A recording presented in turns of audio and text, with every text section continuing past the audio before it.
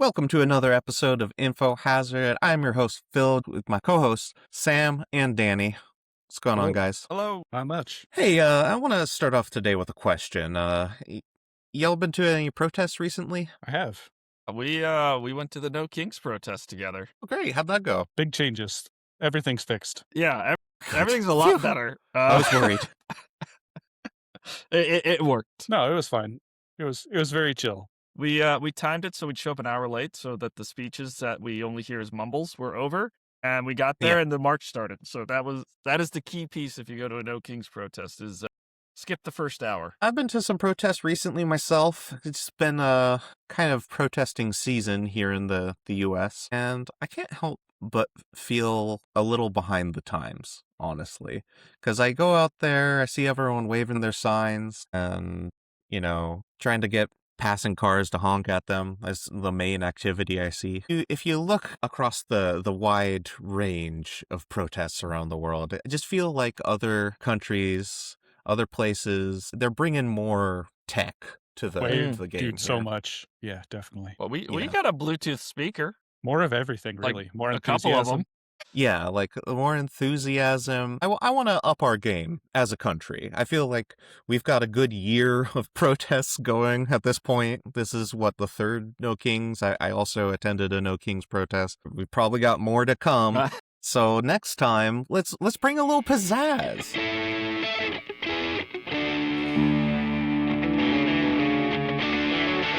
You want to look to people who've got protesting right, you got to go to the French. This is a nation of professional protesters. They've been doing it right. They went big on some of their most famous protests within historical memory. No, they had like a lot of swift ends to their problems. Kind of came down with a kind of a chop. Yeah, look how great it worked out, dude. They're upset. They had a king, so they got rid of the king, and, yada, yada, yada. You got an Emperor Napoleon instead. Completely different. Emperor, king. Fair. These countries, you mentioned they have 100 years of practice to draw on. As a country, we're younger than France. It's And true. I think America has sort of done a relatively good job over its history of keeping things good enough for enough voters that you don't really see these kind of mass protest movements. That is great protest tech. I wish.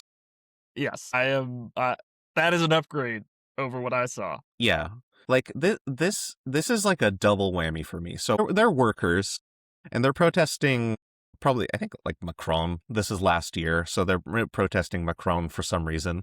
They love to protest Macron almost as much as they like to protest every other elected official in France. And what they've done here is they're going on a march and they've rigged up a grill onto some train tracks and they're pushing the grill along with them as they march. I thought that was inspiring. It is a double whammy of inspiration because one, grilled meats, that's awesome. And two, train infrastructure, love that.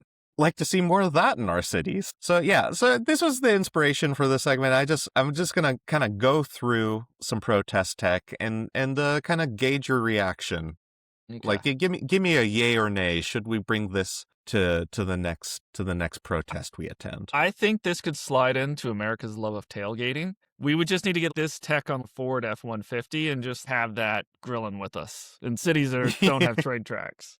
Seriously, this kind of makes me ashamed as an American that it wasn't an American that developed this, dude. This is the food-based ingenuity that I would hope we'd be known for. Look, the grilled meats competition is fierce worldwide. Truly, But that's one of my only favorite. on quality, right? Surely as Americans, we've got quantity just blown out of the Mm-hmm. water, right? It's honestly one of my favorite things about going to other countries is sampling their local version of just grilled meat. Whatever they've got that they think the other countries don't have, I want to try it. I love it. Let's go more practical. So when you're talking about protest gear, I think recent protests, this image gets circulated a lot. The gear that was used in the umbrella movement, the Hong Kong extradition law protests of 2019, there was a lot of innovation going on with the Hong Kong protesters on how to fight modern riot police. You can see here he's got a a construction helmet, a broad face cover, a backpack. Often overlooked, but, bring snacks to your protests. It seems obvious, but, if you forget and someone else brings snacks, you'll be very thankful. Plus, like we just saw, those Frenchmen, they got a handle, dude. If you guys could bring a snack to a protest, what would be your snack of choice? Something that tastes good when it's spicy, right? In case you get pepper sprayed. Well, there we Yeah, go. yeah. God, you know what? Like, I say the big benefit of bringing snacks, like, I gotta go back to this image here, right? This grill. Like, the main thing you want for your food is like, it's a morale boost. It's great if you can provide food for a lot of people and just keep them around waiting on their dog or whatever. So You don't want to like bring that. the off-brand Cheerios to the protest, is what you're telling me. No, no. Like, for some reason, my mind immediately went to banh mi, like just wheeling around a cart of banh mi, but I guess that's probably pretty pricey. I don't know. What about you? What's your, I guess you said Okay. used Cheerios? I would not bring used Cheerios. Yeah, that would not be my go-to. I think I would go with I think I would go with a Twix bar.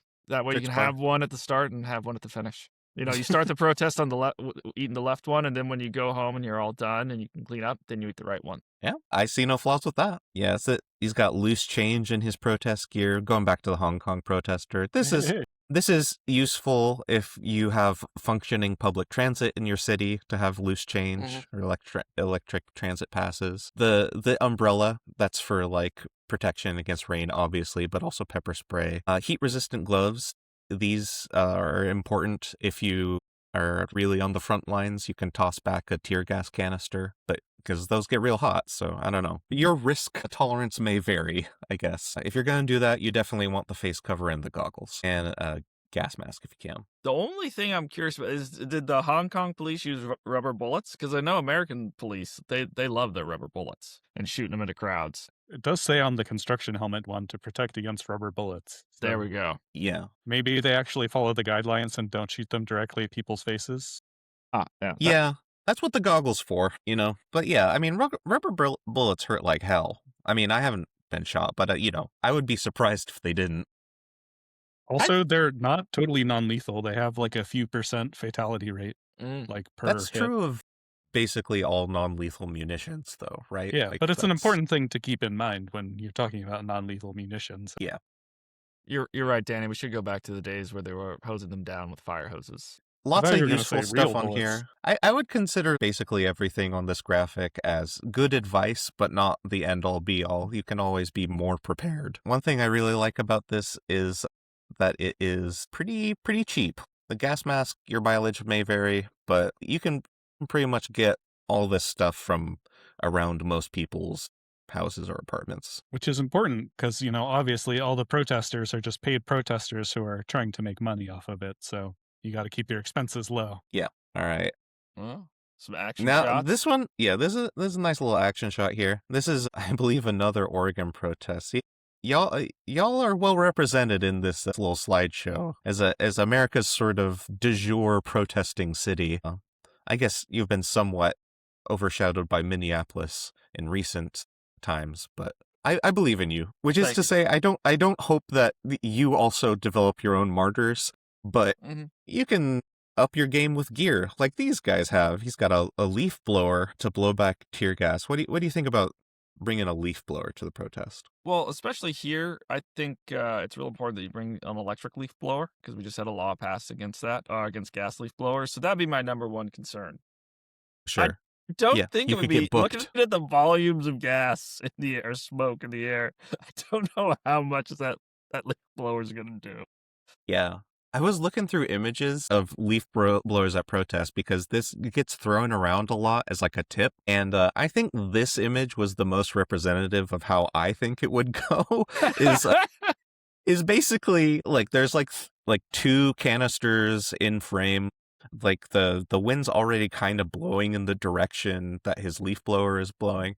Like he's not accomplishing a lot with the leaf blower here. It's it just is kind a little of bit King Canute, isn't it? Yes, it is exactly King Canute. I have no idea what's King Canute. The one who ordered his men to sweep back the tide. Yes, yeah, no, he's beating back the ocean with swords or whatever.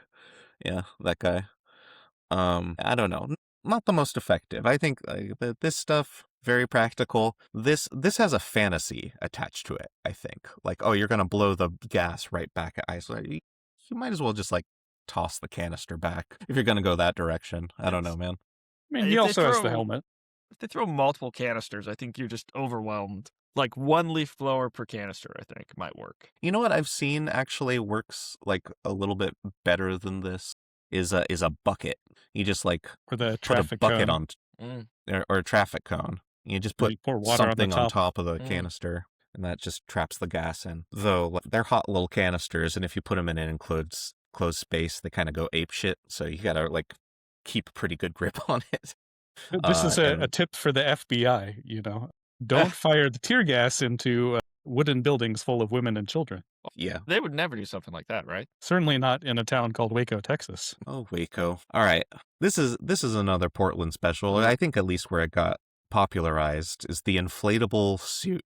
What do you think of the inflatable suit as a bit of protest gear? I mean, I guess you'd have to ask him, like, if it's actually effective at keeping the gas out, or if it's just purely a mascot morale thing. I think for it might not be the most defensive thing, but it's hard for anybody to be against a cartoon frog. If your Yeah. purpose is to protest, I think the inflatable like cartoon suit, that is just a ridiculous image of like seeing, what is it, fully armed ICE officers staring down an unblinking frog cartoon. Like, yeah, it's just like a line of T-Rexes, a unicorn, a frog. the picture above with the guys with the leaf blower and the riot shields, they're probably more protected, but it feels like it's too like a militia versus an army. This is just like, what are you doing, ICE? Like, this is what you dressed up for. It sets the terms of the protest on a more winnable axis, I think. It's like what are you going to do? Like, knock over the frog, cuff the frog? Could you getting cuffs on them would be pretty hard. I don't know how much air pressure there is, but it feels like it'd be a little slippery. Yeah, it'll be like kind of rolling around like the balloon, trying to like pin this balloon to the ground. I think it's gonna be a frustrating experience for all involved. I think the famous frog that the guy that started it, they were like pepper spraying he's got like the little orange hole, vent. Yeah, the suit. intake. Yeah, there's that famous video. That must have been unpleasant, dude. Yeah, that was a tough one. That's like ordering a 5 spicy at a Thai restaurant. Yeah, but hey, in terms of like the effectiveness of a protest, like we all knew about that incident, right? Those public relations win for the frog. ICE looked like real assholes spraying pepper spray, making them extra spicy. All right, so if there was a pepper spray challenge where you could be in the frog suit and they would pepper spray into the intake like that, but it would be publicized and one Trump voter would change their mind and stop supporting him. And you can do this as many times as you want. Do you think you would do it more than once or even more than 0 times? I think I'd have to do it once for it to gauge that, because like I'm feeling pretty foolhardy, I guess. Yeah, I'll take that gamble, I suppose. Like I eat spicy food. You don't rub it in your eyes, though. I'm basing it off my experience in the cold plunge. I know it's a completely different sensation, but I last like 15 seconds in the cold plunge. I would not, not for a Trump voter. I would not. Yeah.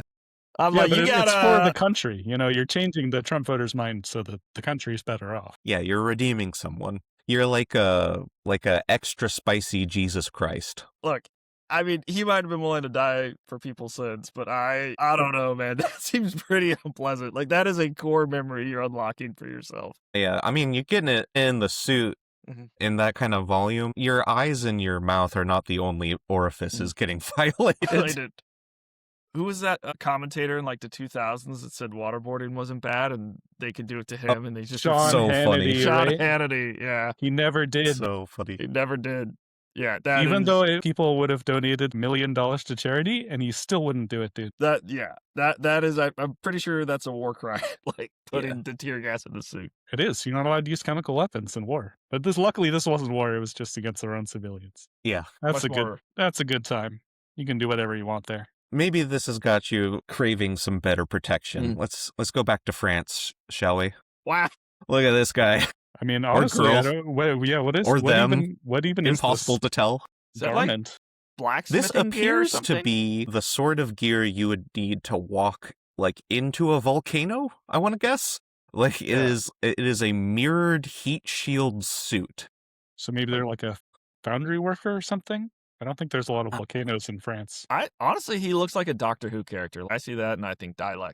That is pretty Yeah. legit armor. I don't know if there's a human in there. Like the frog, I'm pretty sure there's a human in there. That I'm like don't know. Could be an alien. I have no idea what's going on here, That but is- I'm in favor of it. Like, if you have this kind of suit, I would highly suggest utilizing it on the front lines of a protest in your area. Just make sure you hydrate first, because I bet that thing is hot as fuck in there. That is like a Yeah. silver firefighting outfit with like blacksmith gloves and like an opaque hood with Yeah. visor. Yeah, that is. It does appear to have like a welding visor on the front of it too. Yeah, foundry worker I think was a really good guess. I bet that is what it is. Yeah. All right, so yeah.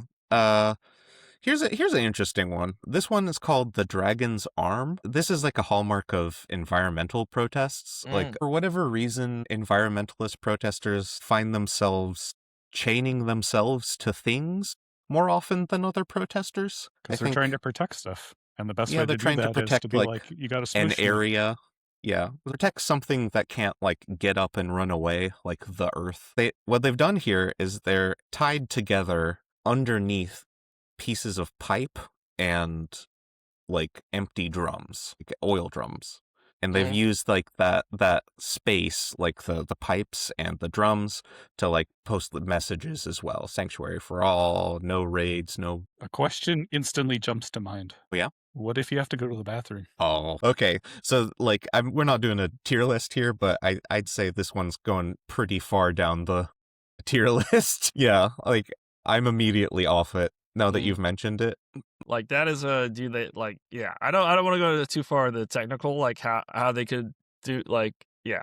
That is a choice. Yeah. I mean, I admire their commitment for sure. Oh yeah. But Yeah, I don't like, think that one's for me. Yeah. Okay, how would you rate the pepper spray in the frog against just sitting in a circle with your comrades and then one by one everyone pees themselves? Honestly, I think I'd rather be pepper sprayed. At least it's over quickly. I think I'm picking the pepper spray. Like that is that's a ritual of shame. But it's also a team building exercise. Come on, Sam. Come on, Danny. We're all doing it. Yeah, I don't know, man. I got like past 35, and my bladder ain't doing what it used to do. They call him Damp Pants Sam, and Damp Pants Dan. What? What about me? Where'd that come from? Well, because What kind of you're rags? I see. Yeah. because you're we're in all the we're all in it solidarity together. circle. Okay. Yeah. And Not me. Phil I held can't- it. All right, I got one more here. So this one, I got two more actually. This one, under American law, this one is venturing more into the realm of assault, but I think it's a great image. So these Belgian dairy farmers are protesting low milk prices. You know, must be nice, I guess. You know, they've got employment and are protesting their. Well, anyways, you know, that's something farmers do. They got to protect their livelihoods. But yeah, that is not water that they're spraying at the police. That is milk. That is so much worse than water. Yeah, that's why they're all looking like Frosted Flakes over here. I was like, that's interesting camo. The Dutch police. Yeah. All right, but yeah. surely we would all rather be sprayed with milk than pepper spray, though. At least, right? Actually, this is a bit of bad advice that people tend to give out, that you should wash your eyes out with milk. You should still just wash out your eyes with water. Even though the milk is basic and would neutralize the acid in the pepper spray, that is a chemical reaction, and it is a chemical reaction you don't want to be happening on your eyeball. That's good knowledge. It's probably a pretty small list, right? The list of chemical reactions you do want to happen on your eyeball. Yeah, I think it's vanishingly small. Small. That might Yeah. be a what's it? Optometrist like trivia question. When you get your PhD, is like what chemical reaction do you want to have happen on an eyeball?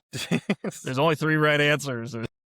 I don't know. 3 right answers. There might okay, be. that's way higher than I thought. Yeah, I don't know. They might have a way of getting rid of cataracts. So what do you think about the milk cannon here? Gross, dude. I think that's pretty effective. Like those officers have to be so miserable. Like they know, like the milk's drying on their skin. Their uniforms are gonna like. You can't. I don't think you can wash that smell out. No, because okay, you get some milk on you, not a big deal. right?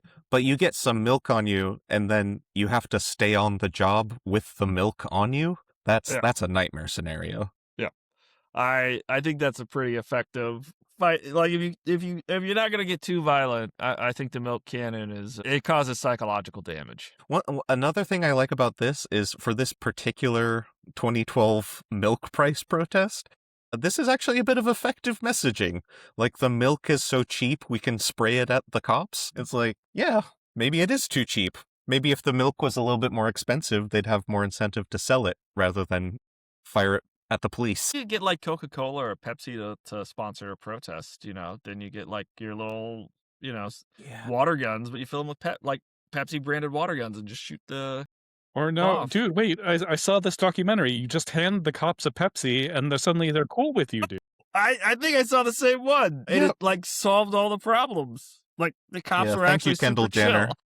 chill. You got to it before I did. Okay. Again, Oregon, well represented Critical in this mass. little tech Yep. list. This is called a sound bike, is the term of art here. And basically, like, you need a good sound system with you if you're going to be playing music or whatever to keep up morale, or if you want to make announcements.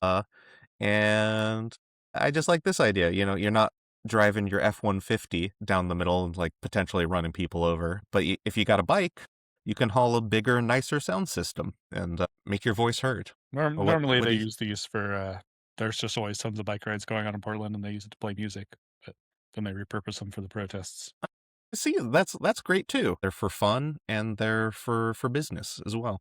These could probably replace the walking wagons. They're just the guy with the megaphone and a Bluetooth speaker. That guy looks like he could ride a bike and use a Bluetooth speaker at the same time. Just talking to the megaphone. You get to shout your slogans while riding. I could see something like that for critical mass, or gives them a little more than just a bike ride with music. There's just a lot of creative solutions that people come up for their protests to make the experience a little bit more pleasant for them, a little bit more unpleasant for those who would arrest them or whatever, stop them, crush their civil liberties. Yeah. So if you've got a great innovation from around the world, I mean, it's a wide world, a lot of things to protest. I definitely missed some. Let us know in the comments, and we'll catch you on another high-tech innovating episode of Info Hazard.